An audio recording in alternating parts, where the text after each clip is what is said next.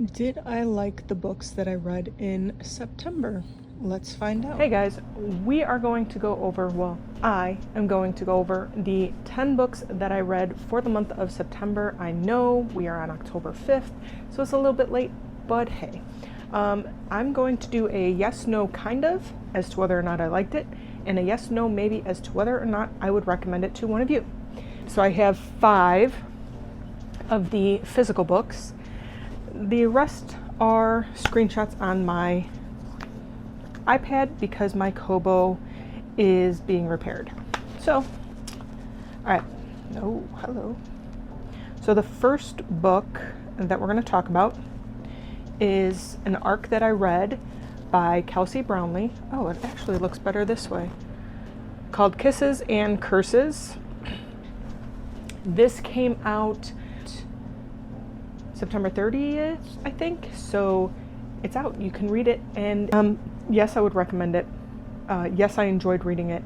It was so fun. Kind of second chance romance, I guess you could say. It's she is bakery owner, and he is coming back. Like, he left small town, that kind of stuff. He left. He came back to help save the town. Town's in a little bit of trouble, and he came back and he's helping save it. In the process, they officially fall in love. They were best friends, then they went their separate ways, and now they fall in love. So yeah, but yes, this was a good time. This was fun. I really enjoyed it. Okay, so next we have 2 books that I bought simply for the vibes of the cover, and that would be the Grimstone series by Sophie Lark. Look at the cover. And then Monarch, which is book 2. Look at the cover. Like, tell me these don't give you dark, spooky vibes. They do. And at least Grimstone delivers on that. So, kind of yes, maybe yes. Kind of yes, maybe yes. Different reasons as to why. Now, Grimstone is a kind of yes because the story is actually really good. I really enjoyed the story. What I didn't like is that really early in the book, like somewhere around this, the spice starts, which I like it to happen a little later in the book, but it's not even that it's spice. It should be a little more tastefully done. I did not like the way that it happened. And when it happens in this book, it's more frequently like that first encounter. And I just, no. But the story itself was really good. And aside from it being slightly weird, the spice, like the darkness of it, I guess, it's actually not that bad. So kind of yes. If you're okay with the darker side of spice, then that would be, yeah. Now, Monarch. This is a kind of yes and a maybe yes for different reasons. The story is slow, and the spice happens later, which again, I like. It's slow. And the spice is a little more appropriate in this one too. It's just that it's a little slow. But as it builds up, like as you get further into the book, it starts to be like, oh, what's happening? And I really like that. Okay, the next one is All the Missing Pieces by Catherine Cowles. I did this in audiobook only. This is a yes and a yes. So now, this follows a true crime podcaster who's actually got an ulterior motive for doing these podcasts. And she goes to a town, like right now she's following a serial killer kind of unofficially, and she goes to a small town where another disappearance has happened, and it's very similar to one that's close to home to her.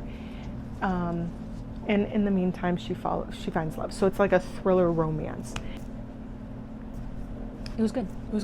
the twist. Whew. All right. Next is of Monsters and Mainframes by Barbara Truelove. This is a paranormal sci-fi, at least that's what the back of the book tells me, and it's fun. Yes and yes, it's fun. It's different. Most of it takes place in space, with an AI spaceship, a Dracula, Frankenstein's monster, some humans, some fishy aliens. I mean, it is a good time. It's a good book. So yes, I would definitely, yes. Okay, next is Slaying the Vampire Conqueror by Carissa Broadbent. This is a standalone novella in the Nyaxia series.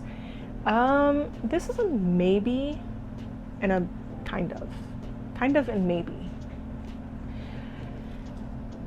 So the first duology of the Nyaxia series I loved.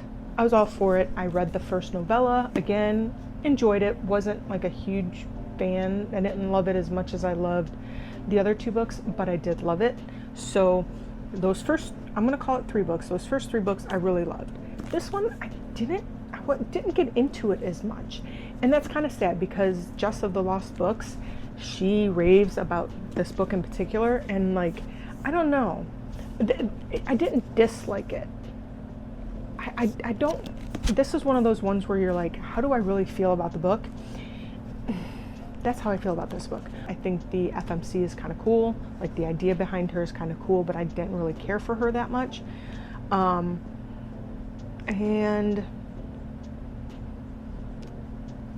yeah, I don't know. Okay, so next is, did I not?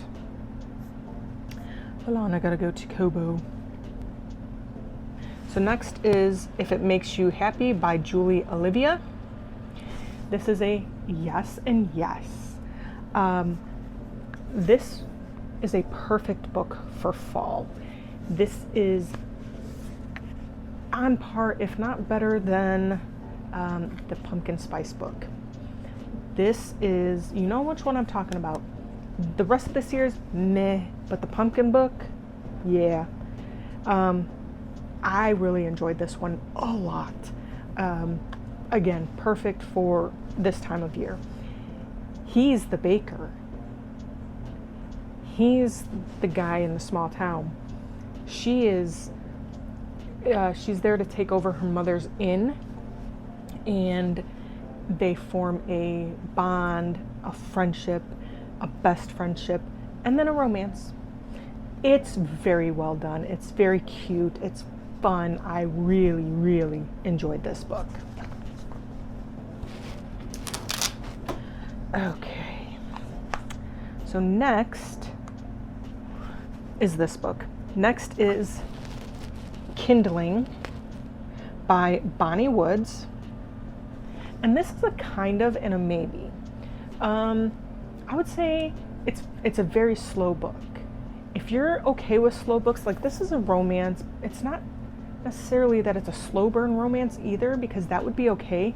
It's just the story itself is slow. I love the concept of it. It takes place in Scotland. He's Scottish, she is English.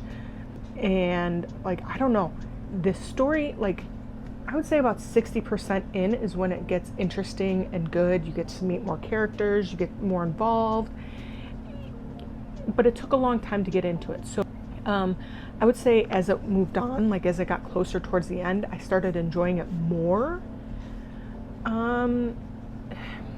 But still, it's a kind of and a maybe. Yeah. Okay. Next is For Whom the Bell Tolls by J.C. Lynn. This is a very popular book on TikTok, and I'm going to say yes and yes. So For Whom the Bell Tolls, I did enjoy the book, and I would recommend it. Do I think, I have a very unpopular take on this book. Do I think it's worth the hype? No. Am I glad that somebody hyped it up so that I would read it? Yes. This was a book club pick for Smash Bash, and her reactions to the book, especially like the first couple of chapters, was like, okay, I need to read this book. Like, it's interesting already. Like, just the premise behind it is interesting. But like her reaction, I need to read this book. Yeah, I didn't have those reactions. Maybe I'm dead inside. I don't know. But I didn't have those reactions. I definitely enjoyed the book. I love the idea behind the book. It takes place in the afterlife, and that doesn't necessarily mean heaven or hell. The afterlife is just that. It is a universal afterlife to which you then get processed into or by whatever religion or lack of religion you want. And then there's, so there's heaven, hell, Valhalla, I don't know, other things, hell, Hades, whatever. There's deities, there's demons, there's not humans, there's souls. And there's reincarnation, there's just, it's all kinds of things. There's other universes, and that was kind of interesting. There's war, like there's just so much going on in this book. And to be honest, I think I need to go back to Fable and update my rating on this. I think it's a solid 4-star read because it is just such a unique idea, and the characters are just so much fun. Like, every single one of them is enjoyable. So, yes and yes. So I got one more. This one is not out yet. This one comes out on November 5th, and that is The Forgotten Flame by Brylan O'Neill. Tell me this cover is not gorgeous. It's gorgeous. This is book 2 in the Forgotten Earth series. This is a hell yes and a hell yes. I love these books. If you're going to take my advice and read this one, I highly suggest going and getting The Forgotten Earth and reading that first. You do not need to, but I suggest it because it's good. The magic system is interesting, it's unique, and it's fun. This book follows the daughter of the couple in the first book. And they are still kind of sort of in this book, but it's 22 years into the future. She's grown up. She hasn't quite grown into her powers. She considers herself the weak link in the family, and to be honest, the family doesn't do a good job of not making her feel that way. They kind of sequester her a little bit and baby her, and she doesn't get to go on adventures, whatever. I don't know what they're called, Anyway, so this follows her chance to actually get an adventure. She finds her second love, and she finds out she's one badass. Yeah. So just a good book, a fun book, very interesting, kept me entertained the entire time. And yeah, definitely read it. So that is it. Those are the books that I read for September. It was 10 books. I do have a stack of books that I'm going to read this month that I will go over with you guys as well in another video. But that's it for now. So until next time, guys, stay safe, enjoy a good book, and I will see you soon.